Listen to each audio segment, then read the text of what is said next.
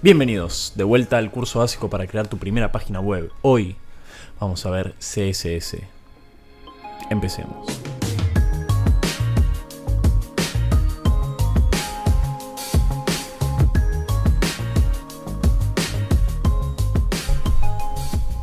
Muy bien, acá estamos listos para empezar. En principio quería mostrarles la diferencia entre una página, o al menos una sección de la página, cuando no tiene CSS aplicado y cuando sí tiene CSS aplicado, ¿sí? Esta es la parte principal de una página cuando no tiene nada de CSS. Y a continuación vamos a ver cuando sí tiene CSS aplicado, ¿sí? Ahora, quizá hay algunas cosas que sorprendan, digamos, en parte, ¿qué es esto que está acá arriba y por qué acá desapareció, ¿no? Esto ya no está acá arriba, no lo vemos por ningún lado. Bueno, son elementos que uno va modificando con CSS y por ahí quedan ocultos por cualquier razón. En este caso, esta página te permite reproducir música. Entonces cuando yo pongo play una canción que acá no se ve, sale desde abajo un reproductor. Y ahí es donde está la barra del tiempo. Ahora vamos a ir viendo de qué manera podríamos hacer algo como esto. Por ejemplo, ocultar un elemento, cómo es que se hace, cómo se escribe, ¿sí? Muy bien, empezamos con la definición de CSS. Son las siglas de Cascading Style Sheets, que en español es hojas de estilo en cascada. ¿Por qué es esto de en cascada? Lo vamos a ver en unos minutos. Es un lenguaje que provee de estilos al documento HTML. ¿Sí? Nosotros con CSS podemos modificar la apariencia de nuestras etiquetas. Entonces, ahora entendemos que, por un lado, tenemos HTML que dice qué va a haber en la página, porque es la estructura de la página, y por otro lado tenemos CSS que dice cómo se va a ver esa estructura. Muy bien. El 99,9% de los casos es uno o varios archivos independientes del archivo HTML principal. No es que se escriben juntos, se pueden escribir juntos en el mismo archivo HTML, pero nunca, o sea, prácticamente nunca se ponen juntos, y de hecho se hacen archivos CSS separados entre sí. O sea, por ejemplo, podría, supónganse, tener un archivo CSS solo para los colores de texto y un archivo CSS solo para los fondos de los elementos HTML. No es el mejor ejemplo, pero no puedo dar un ejemplo muy elaborado porque todavía no vimos nada. Bien, vamos a ver qué son las reglas CSS. Esto es una regla CSS, así se escribe CSS, básicamente. Supongo que se podrán imaginar qué es lo que está haciendo esta regla CSS, pero vamos a ir partiéndolo en pedacitos y viendo qué es cada cosa. Esto que dice body es un selector. Lo que está haciendo es señalando a la etiqueta body, ¿sí? Recuerden que en la clase pasada, en HTML, vimos que hay clases. Y dijimos que servían para ser señaladas desde CSS. Esta es la forma en que señalamos una clase, ¿sí? Poniendo el punto al principio del nombre del selector, ¿sí? Punto y el nombre de la clase. Y esto lo que va a hacer es señalar a todos los elementos que tengan esa clase aplicada. Porque recuerden que una clase se puede aplicar a muchos elementos, no solo a uno. A diferencia del ID, del identificador único, que solamente se aplica a un elemento. Y esta es la manera en que lo seleccionamos desde CSS. Con el numeral, el hashtag, la almohadilla, como quieran decirle. También podemos seleccionar múltiples elementos en una sola declaración. De esta forma, decimos body, estamos señalando la etiqueta body, coma, punto body, estamos diciendo que vamos a señalar tanto la etiqueta body como la clase body, ¿sí? Pasamos a la propiedad. Entonces, por un lado tenemos el selector, abrimos comillas, cerramos comillas también, y en el medio va la propiedad. ¿Cuál va a ser la propiedad que vamos a afectar en el elemento que estamos seleccionando, ¿sí? En este caso va a ser font-size, que es el tamaño de la tipografía, tamaño del texto. En este caso, por ejemplo, color es el color del texto. Y este va a ser el valor de la propiedad. Entonces, en el caso de color vamos a decir red, y terminamos la declaración con punto y coma, ¿sí? Entonces ahí nos queda. Y esto lo que va a hacer, lógicamente, es establecer el color de texto de la etiqueta body a rojo. También en lugar de usar palabras para describir los colores, se pueden usar un código hexadecimal, ¿no? También se puede usar RGB, etc. Son cosas que vamos a ir viendo más que nada en la parte práctica, porque obviamente hay muchísimas más propiedades que no están acá descritas, pero que se van a ir viendo con la práctica. Ahora vamos a introducirnos al concepto de la herencia. Hay determinadas propiedades CSS que se aplican a los descendientes de una etiqueta padre. Recuerden que la clase pasada vimos que una etiqueta puede tener muchas más etiquetas dentro, y esas etiquetas dentro pueden tener más etiquetas dentro. Entonces, las etiquetas que están dentro de una etiqueta padre son etiquetas hijas, como dijimos antes. Y nosotros podemos aplicar una determinada propiedad CSS a la etiqueta padre y se va a aplicar a las etiquetas hijas. Esa propiedad va a descender por el árbol de etiquetas, aplicándose a cada una de las que estén dentro de la etiqueta padre, en la cual nosotros aplicamos esa propiedad CSS. Esto pasa solo con algunas propiedades, no es con todas, ¿sí? ¿Por qué está bueno? Porque nos ahorra un montón de trabajo. Imagínense que nosotros tuviésemos que aplicar una propiedad CSS a todas las etiquetas que están dentro de una etiqueta padre. Sería catastrófico. Supónganse este ejemplo, ¿sí? Tenemos este HTML, iniciamos con el body, ¿sí? La parte visible de nuestra página.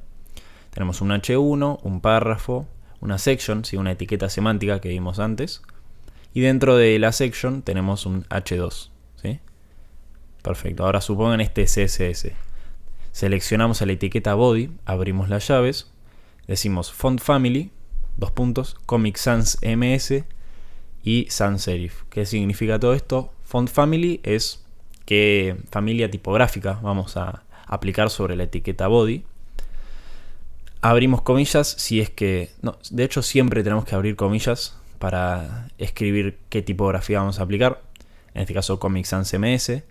Y esto que dice coma sans serif significa si el usuario no tiene instalada la tipografía Comic Sans, vamos a hacer lo que se llama un fallback, es decir, no tiene Comic Sans y vamos a pasar directamente a utilizar la tipografía sans serif por defecto del sistema en el que esté corriendo el usuario, el sistema operativo que esté corriendo, ¿sí? Y el resultado es este. Está un poco chico, pero se puede ver que el body sería todo este contenedor, ¿sí? Y con una sola declaración se aplicó la tipografía Comic Sans a los descendientes de la etiqueta body, ¿sí? Entonces, font family es una propiedad que aplica el concepto de la herencia, ¿sí? Ahora vamos al concepto de cascada.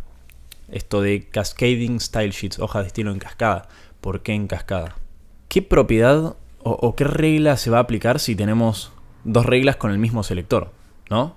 ¿Cómo sabe CSS qué es lo que tiene que aplicar si tenemos dos veces el mismo selector con diferentes propiedades y valores dentro? Bueno, vamos a ver cómo lo hace. Para decidir se basa en importancia, especificidad y orden debería ser orden de las fuentes.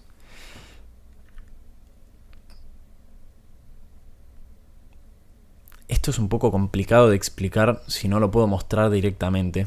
En especial la especificidad, porque tiene distintos niveles y según qué selector uses, el nivel de especificidad cambia. También si usas selectores anidados es un poco complicado para este momento de la explicación, entonces lo vamos a dejar para más adelante. Vamos a ir ahora con lo que es el modelo de caja, el box model, que me parece mucho más importante y esencial que por ejemplo el concepto de cascada. Es importante entender que todo elemento HTML es una caja. Es literalmente una caja. No existen círculos en HTML. Podemos crear un círculo, pero el contenedor de ese círculo es una caja. Siempre van a ser cajas, ¿sí? Acá tenemos un ejemplo de una página vieja del 2009, en donde vemos que cada elemento, cada etiqueta es una caja, ¿sí? Por ahí se estarán preguntando, pero ¿qué caja es el espacio en blanco, ¿no? Bueno, hay espacio en blanco que también se muestra como una caja. Ahora lo vamos a ver. Entonces, toda caja consiste de contenido, content, relleno, padding, borde, border y margin, ¿sí? Estos 4 elementos integran al modelo de caja, el box model. Este es el diseño que le da Google Chrome cuando abrimos la consola de desarrolladores al modelo de caja. Este es el estilo que le da. Está todo especificado, es decir, esto es el padding, esto es el bording, esto es el margin, pero no decía contenido acá, entonces lo agregué para que se entienda que este es el contenido. Y nos dice también el tamaño de la caja, ¿sí? Perfecto. Vamos a ver un ejemplo. Vamos a ver un ejemplo, qué es cada cosa. Esto lo saqué de la página de Stripe, stripe.com. Estas son las cajas que están aquí presentes, ¿sí? Todas estas cajas están representando un elemento HTML. ¿Por qué el fondo no tiene una caja? Porque justamente es una imagen de fondo aplicada sobre esta caja. Entonces vemos que acá hay una caja contenedora para todas las imágenes y después cada imagen es una caja en sí, que están separadas por este espacio en blanco. Ahora lo vamos a ver. Y después está esta caja contenedora bien grande. Esta caja contenedora incluye otras dos cajas, cada una de estas grandecitas también. Y dentro de cada una de ellas tenemos un elemento que podría ser, por ejemplo, un H3 con un párrafo. Y cada uno de ellos es una caja también. Perfecto. Esto es el contenido entonces. Puramente el contenido, ¿sí? Entonces ahora vemos que es el relleno, el padding. El padding es, imagínense que esta es la caja. Esta es la caja. Lo que hace el padding, el relleno, es reducir el espacio de esta forma. Estamos acá y lo reducimos. Estamos reduciendo el espacio en el que puede verse el contenido, en el que puede habitar el contenido. Entonces, si nosotros no hubiésemos aplicado padding acá, estos elementos estarían contra los bordes, contra el borde izquierdo y acá arriba. Este H3 estaría acá y el párrafo estaría un poco más abajo, ¿sí? Pegados. Entonces con el padding los estamos alejando de los bordes de la caja padre, de la etiqueta padre. Muy bien. Y el margen, el margin, me falta aclarar que no vamos a ver border porque en este caso no hay ningún borde aplicado, pero simplemente es como un trazo de Illustrator, es un borde literalmente. Puede ser color negro, el color que quieran, pero no influye mucho. Es más importante estos, en especial padding y margin, que son los que más se usan y los más difíciles de entender también al principio. Entonces el margin lo que hace es, yo ya tengo mi caja seleccionada y con margin lo que voy a hacer es separar desde el exterior hacia afuera a las etiquetas que la estén rodeando, ¿sí? Entonces con el margin podemos separar etiquetas, separar elementos entre sí. Entonces ahora entendemos que esta separación que está ocurriendo acá lo están haciendo con margin left y margin right, porque se aplica a los costados de cada imagen, ¿sí? Y ahí están separando. Y acá con el H3 estoy separando un poquito con el párrafo, porque si no estarían pegados. Lo separo y queda el espacio en blanco y queda bien armonioso el diseño, ¿sí? Ahora, flujo del documento. Esto es bastante sencillo, que no los asuste el nombre. Todos los elementos HTML pueden ser de tipo en línea o de tipo bloque, ¿sí? Los elementos en línea se posicionan uno al lado del otro, ¿sí? Se van a empezar a acomodar uno al lado del otro. Es decir, siguen el flujo del documento. Y los elementos de bloque se posicionan uno debajo del otro. En vez de estar así, rompe y se pone por debajo. Esto significa que rompen el flujo del documento. La propiedad inicial, si un elemento es de tipo en línea por defecto, se puede modificar y hacerlo tipo bloque. O incluso hay otra propiedad que es inline block, o sea, en línea y bloque al mismo tiempo. Quizás es medio confuso ahora, pero ya lo vamos a ver. Todos estos valores se pueden modificar con la propiedad display de CSS, ¿sí? Imaginemos esta situación. Tenemos el mismo HTML que antes, ¿sí? El que ya vimos. Vamos a ver que son elementos de tipo bloque, todos los que estamos describiendo en este HTML, ¿sí? Porque se están poniendo uno por encima del otro. Son elementos tipo bloque. El flujo va hacia abajo. El flujo del documento va hacia abajo. Y ahora imaginemos esta otra situación HTML. Tenemos una etiqueta A, el link. Tenemos un input. Todavía no la vimos esta etiqueta. Input de tipo texto. para escribir, por ejemplo, un formulario cuando te piden el usuario. Eso es un input de tipo texto. También hay input de tipo password, entonces ahí es donde ponemos la contraseña. Y tenemos una etiqueta button, que es un botón. Estos son elementos en línea, ¿sí? Porque se ponen uno al lado del otro. Muy bien. ¿Por qué es importante que veamos elementos en línea y elementos de tipo bloque? Porque están lo que se llaman div y span. Y estas son etiquetas que sirven para agrupar contenido. Son extremadamente útiles. Probablemente de las que más se usen van a haber muchísimos. En especial div. Div, o sea, si van a una página X, inspeccionan el código apretando, por ejemplo, Control U o F12 en Google Chrome, van a ver que hay montones de divs, etiquetas div. Y son estas etiquetas que agrupan contenido. Son cajas invisibles, no tienen significado alguno, no son semánticas bajo ningún aspecto, pero sirven para agrupar contenido y son muy poderosas para acomodar los elementos, ¿sí? Porque puedo hacer grupos y moverlos todos juntos sin tener que estar desplazando cada elemento individualmente, por ejemplo. Div es de tipo block y span es de tipo inline, en línea o bloque. Y por eso tuve que explicar recién el flujo del documento. Entonces sabemos que un div va a romper el flujo del documento y se va a posicionar debajo, mientras que span va a estar en línea, a la derecha del elemento previo. Acá vamos a ver el mismo ejemplo de la página Stripe. Con los divs que hay presentes acá tenemos este muy grande que está rodeando las imágenes y este otro también grande que está rodeando estas otras dos cajas internas. O sea, tenemos este div por fuera y después tenemos dos divs por dentro que son este y este otro. Y dentro de cada uno de esos tenemos otro div más donde está el h3 y el párrafo, ¿sí? Estas ya no son las cajas de cada elemento HTML. Estos son elementos HTML en sí. ¿Se entiende? Ya no son las cajas. Por eso, por ejemplo, no estoy marcando al h3. Porque está siendo agrupado por un div. Y estos son span. ¿Por qué? Porque están al lado del h3. Es decir, mi HTML sería como h3, presentamos sigma, span y pongo la flecha. De la forma que hayan puesto la flecha podría ser una imagen. Por cierto, una imagen es de tipo en línea por defecto. Podría ser una imagen o una etiqueta i de icono. Pero más adelante lo vemos. Ahora vamos a ver las unidades de CSS. ¿Qué tipo de unidades hay? Las unidades están para calcular el ancho o el alto, ¿sí? Y hay unidades absolutas y unidades relativas. Ahora vamos a ver cada una de ellas. Y se expresan con un valor numérico seguido de la unidad.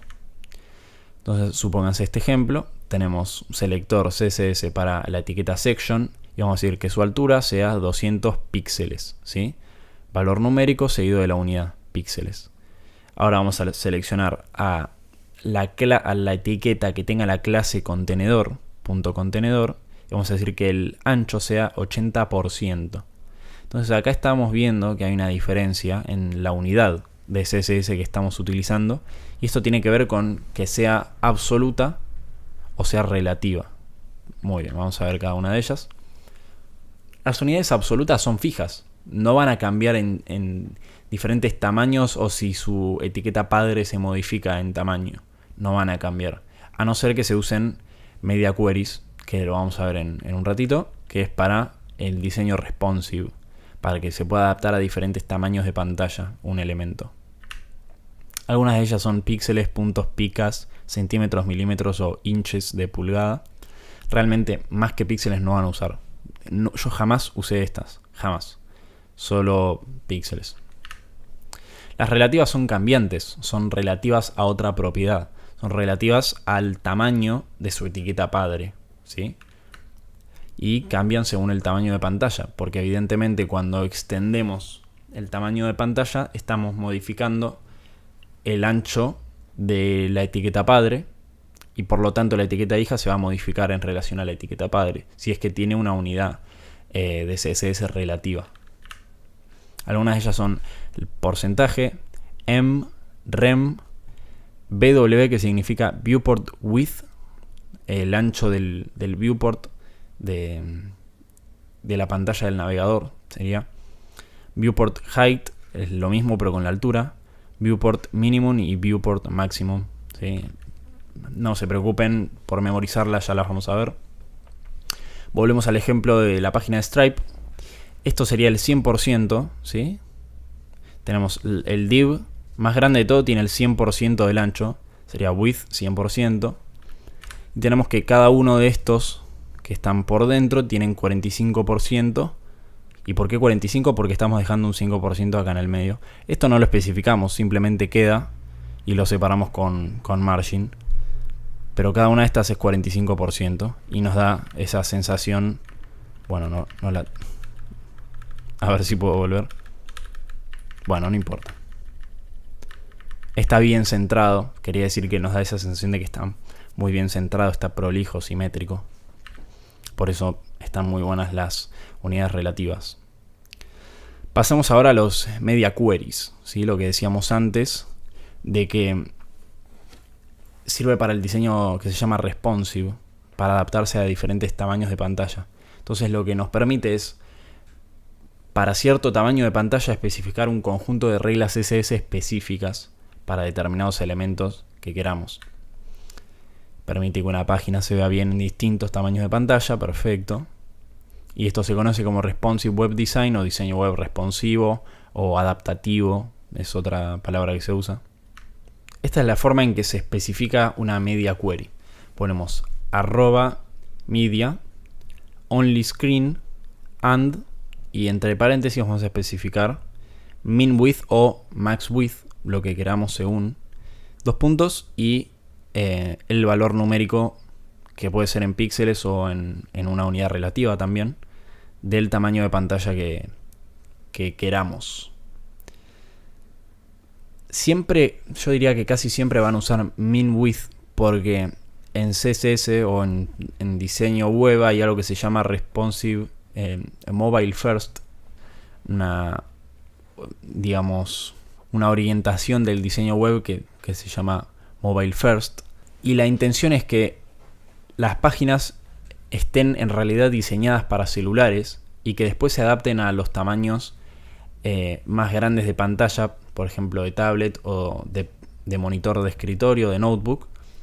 Y eso es porque hay una creciente cantidad de usuarios que navegan desde el celular y ya no tanto desde las computadoras.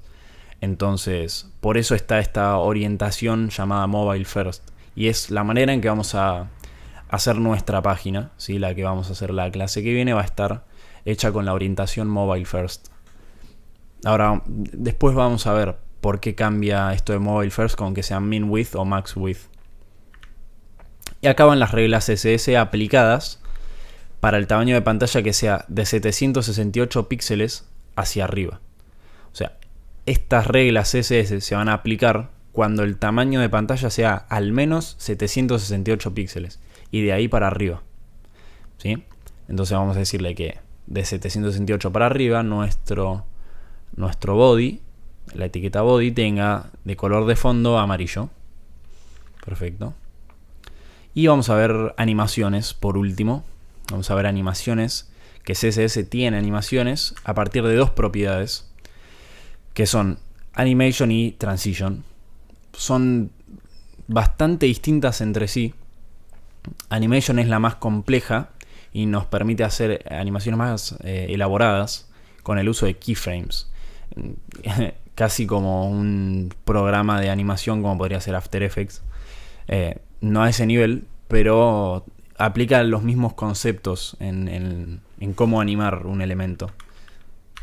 Y después la propiedad transition nos permite simplemente realizar una transición entre dos valores, de una propiedad determinada, ¿sí? Entonces yo podría decir que una etiqueta, por ejemplo un párrafo, transiciona entre color azul y color rojo en el color de texto o color de fondo o cualquiera de las propiedades CSS. No sé si absolutamente todas se pueden animar, creo que no, pero las que van a usar son las que se pueden, porque más que eso no van a necesitar, así que no van a tener ningún problema. Muy bien, hasta acá fue la explicación de CSS y en la próxima lección vamos a ver la construcción del sitio finalmente. Vamos a tomar todo lo que ya aprendimos y lo vamos a aplicar escribiéndolo finalmente para hacerlo una realidad en el navegador. Muy bien, muy bien. Ya estamos muy cerca, ya queda muy poco. Muy buen trabajo en llegar hasta acá, la verdad que es un logro importante. Pero todavía falta un poquito. Así que con un poco más de esfuerzo, determinación y no me acuerdo que dije la vez pasada, van a poder construir su primera página web. Así que pásense, los voy a estar esperando. Gracias por ver. Hasta la próxima.